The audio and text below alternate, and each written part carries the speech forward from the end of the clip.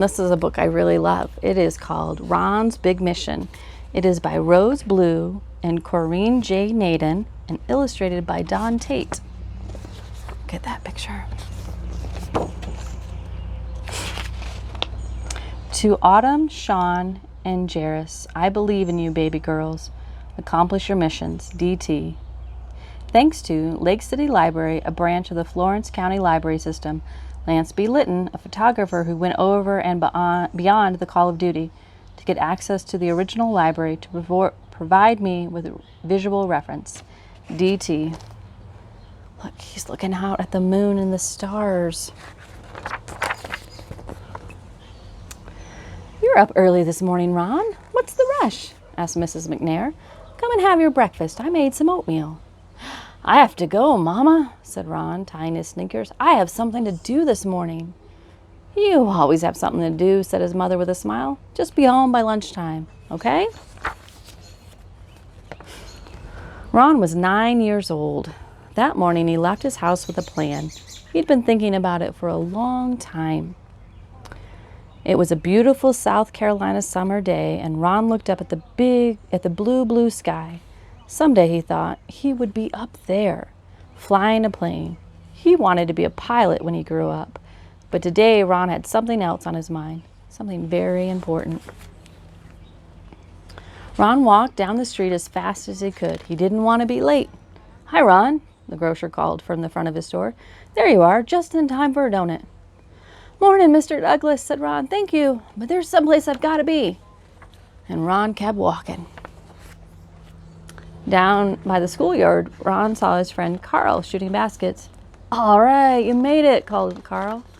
Hi, Carl, said Ron. I wish I could stay, but I've got something important to do. More important than basketball and summer vacation, said Carl. Are you kidding? Ron laughed. He loved to play basketball, but not today. Today was too important. Ron kept walking.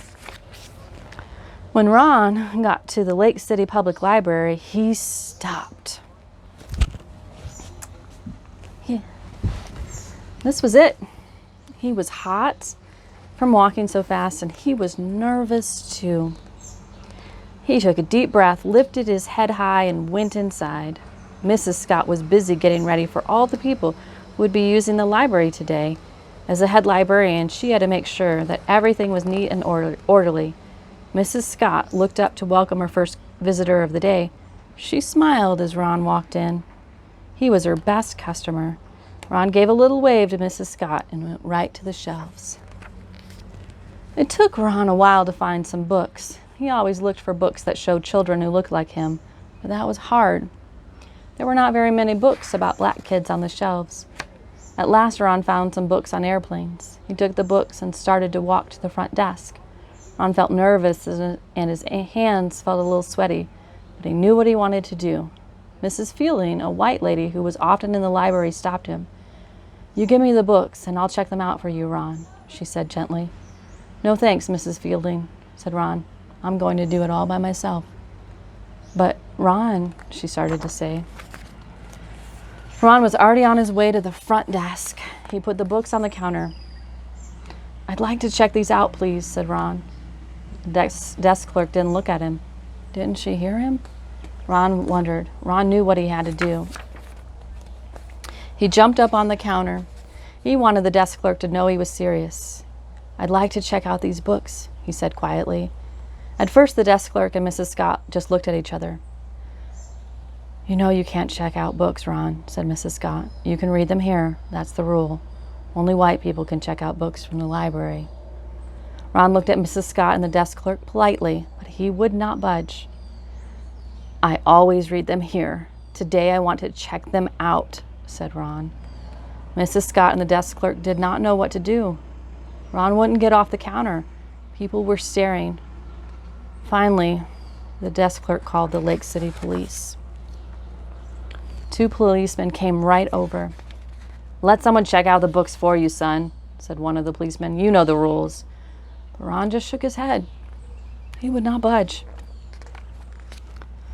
Now Mrs. Scott called Ron's mother. Mrs. McNair came to the library very quickly. I know you feel bad, baby, she said, but you have to follow the rules. I can't, Mama, Ron told her. It's wrong. The rules are not fair. Why can't I check out books like everyone else? No one said anything. Not the desk clerk, not Mrs. Scott, not the policeman, not even Ron's mother.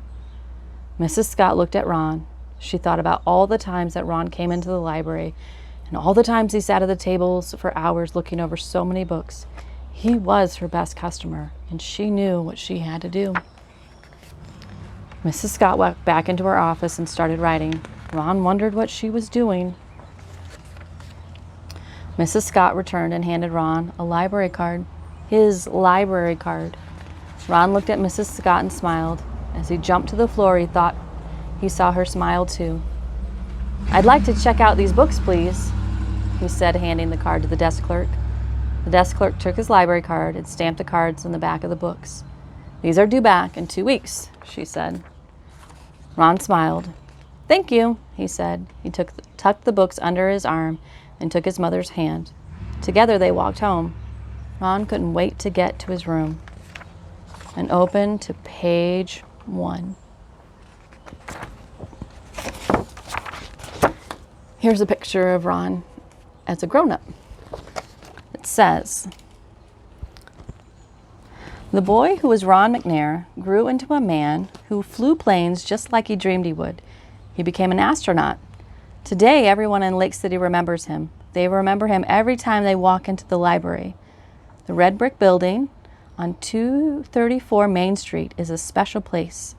The walls in the children's room were painted with pictures that showed children reading books under a huge oak tree. A space shuttle flies through the sky. Inside the library, anyone can get a card and check out books. Young Ron McNair had a dream. On that day in 1959, he made it start to come true. Because of him, many young people have a chance to dream. You can only be a winner if you are willing to walk over the edge. Astronaut McNair once told a group of children, 'You're eagles. Spread your wings and fly to the sky.'" Many years ago in Lake City, South Carolina, young Ron McNair became a hero. Years later, in 1986, Ron McNair was once again a hero. He lost his life when the Space Shuttle Challenger exploded on January 28th, with the loss of the entire crew. The Lake City Public Library is dedicated to astronaut McNair. This story is a fictionalized account of a real incident in Ron McNair's life. There are several versions of this story. This version comes from interviews with Ron's mother, the late Mrs. McNair, and Gloria Wilson, administrative assistant to the Director of Library Systems in Florence County, South Carolina, and Gloria Tisdale of the Lake City School District. We thank them for their help in reconstructing this inspirational story. Except for Mrs. McNair and Ron, all the character names are fictional. The end. That's one of my favorite books. I hope you enjoyed it too.